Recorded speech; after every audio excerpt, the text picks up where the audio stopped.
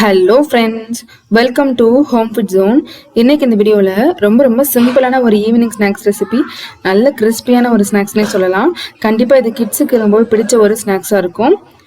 இது எப்படி செய்யறதை பார்க்கலாம். இது செய்கிறதுக்கு ஒரு கப் அளவு ஜவ்வரிசி எடுத்துக்கோங்க.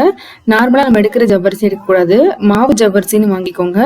உங்களுக்கு பார்த்தீங்கன்னா தெரியும் டிஃப்ரென்ஸ். இதுதான் மாவு ஜவ்வரிசி, இந்த மாதிரி பார்த்து வாங்கிக்கோங்க. இது ஒரு கப் அளவு சேர்த்துக்கலாம். இது ஒரு மிக்ஸி ஜாரில் சேர்த்துட்டு நல்ல ஃபைன் பவுடராக அரைச்சி எடுத்துகிட்டு வந்துடுங்க. எவ்வளோ நல்ல பொடியாக அரைக்க முடியுமோ அரைச்சிக்கோங்க. இதை ஒரு பவுலில் மாற்றிக்கோங்க. இது கூட சேர்க்கறதுக்கு ஒரு கப் ஜவ்வரிசிக்கு 4 கப் அளவுக்கு தண்ணி ஒரு பாத்திரத்தில் ஊற்றி சூடு பண்ணிக்கோங்க. இதில் ஒரு டீஸ்பூன் அளவு உப்பும் சேர்த்துக்கோங்க. இந்த தண்ணி நல்லா கொதிச்சு வரட்டும். நல்லா கொதிச்சதும் இந்த சூடான தண்ணி எடுத்து நம்ம பொடியாக அரைச்சிருக்கிற ஜவ்வரிசி கூட சேர்த்துக்கலாம். நல்லா கலந்து விட்டுக்கோங்க. கொஞ்சம் கூட கெட்டி பிடிக்கக்கூடாது. நல்லா கைவிடாமல் கலந்துட்டே இருந்தீங்கன்னா உங்களுக்கு நல்லா ஸ்மூத்தாக கிடைக்கும். பார்த்தீங்கன்னா தெரியும். இதை நீங்கள் 8 மணி நேரத்துக்கு அப்படியே ஊற வச்சு எடுத்துக்கோங்க. 8 மணி நேரம் நல்லா ஊறினதுக்கப்புறமா நம்ம பார்க்கலாம். நல்லா ஊறினதுக்கப்புறம் நம்ம பார்த்தோம்னா ஜவ்வரிசி நல்லா இந்த அளவுக்கு கெட்டியாகி வந்திருக்கும். இதை ஒரு தடவை நல்லா கலந்து விட்டுக்கோங்க. இப்போ இது கூட சேர்க்கறதுக்கு ஒரு சின்ன மிக்ஸி ஜாரில் ஒரு 2லேருந்து 3 பச்சை மிளகாய் எடுத்து சேர்த்துக்கோங்க. கூடவே ஒரு டீஸ்பூன் அளவு சீரகம், கொஞ்சமாக தண்ணி சேர்த்துக்கோங்க. இது கூட நம்ம ஏற்கனவே ஊற வச்சிருக்கிற ஜவ்வரிசியிலேருந்து ஒரு 2-3 ஸ்பூன் சேர்த்துட்டு நல்லா பேஸ்ட்டாக அரைச்சி எடுத்துக்கலாம். இப்போ இந்த பேஸ்ட் தனியாக இருக்கட்டும். இப்போ நம்ம ஊற வச்சிருக்கிற ஜவ்வரிசி இருக்கு இல்லையா, இதையும் நம்ம மிக்ஸி ஜாரில் போட்டு நல்லா ஒரு தடவை அரைச்சி எடுத்துகிட்டு வந்துடலாம். ரொம்ப அதிகமாக இருக்கிறதுனால நான் 2 தடவை அரைச்சி எடுத்துகிட்டு வந்துக்கிறேன். தண்ணி எதுவுமே சேர்க்க தேவையில்லை, அப்படியே நம்ம அரைச்சா போதும். இது ஒரு பவுலில் சேர்த்துக்கலாம். இப்போ இது கூட நம்ம முதல்ல அரைச்ச மசாலாவையும் சேர்த்துக்கலாம். சேர்த்துட்டு நல்லா கலந்து விட்டுக்கோங்க. நீங்கள் கரெக்டாக தண்ணி சேர்த்து முதல்ல நீங்கள் ஊற வச்சிட்டிங்கன்னா உங்களுக்கு இந்த கன்சிஸ்டன்சி கரெக்டாக வந்துடும். நல்லா கலந்து விட்டுக்கோங்க. இப்போ இதை நம்ம சின்ன சின்ன வடகமாக நம்ம ஊற்றி வச்சுக்கலாம். நீங்கள் எந்த ஷேப்பில் வேணாலும் நீங்கள் ஊற்றிக்கலாம். பைப்பிங் பேக் இருந்தால் அது பேக் எடுத்துக்கோங்க. அப்படி இல்லைன்னா சாதாரண இந்த மாதிரி ஒரு கவர் எடுத்துக்கோங்க.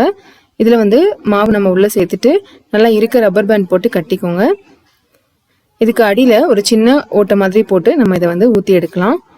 அப்படி இல்லைன்னா நீங்கள் வாட்டர் பாட்டிலில் கூட ஃபில் பண்ணி அதோட மூடியில் சின்ன ஹோல் போட்டு கூட நீங்கள் போட்டுக்கலாம்.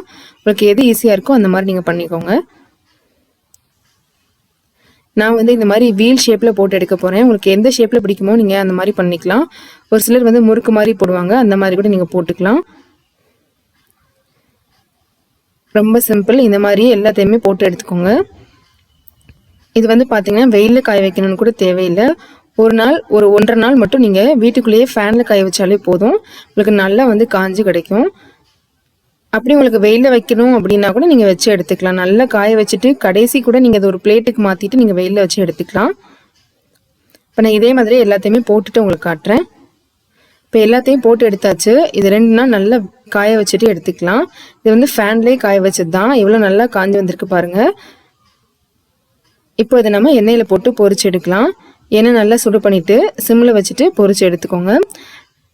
நல்லா பெருசாக பொரிஞ்சு வரும். கடையில் வாங்குற சிப்ஸ் மாதிரியே அதே மாதிரி நமக்கு கிடைக்கும். நம்ம இதை ஒரு 3 மாதம் வரைக்கும் கூட ஒரு ஏர்டைட் பாக்ஸில் போட்டு ஸ்டோர் பண்ணி வச்சு யூஸ் பண்ணலாம். ரொம்பவே நல்லாயிருக்கும். எவ்வளோ நல்லா மொறுமொறுப்பாக வந்திருக்குன்னு நமக்கு பார்த்தாலே தெரியும்.